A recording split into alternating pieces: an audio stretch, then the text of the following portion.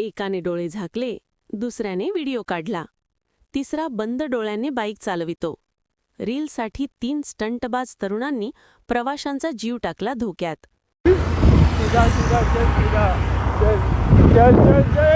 Right ले, left ले, left ले. थोड़ा ब्रेक मार, थोड़ा ब्रेक मार, थोड़ा ब्रेक. चल. ले सीधा ले. हाँ, चलते रहे.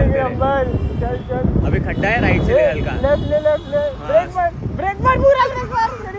चल. डोंबिवली ठाणे डोंबिवलीला जोडणारा माणकोली उड्डापूल हा स्टंटबाजांचा अड्डा बनला आहे. या पुलावर कार रेसिंग सुरू असतेच.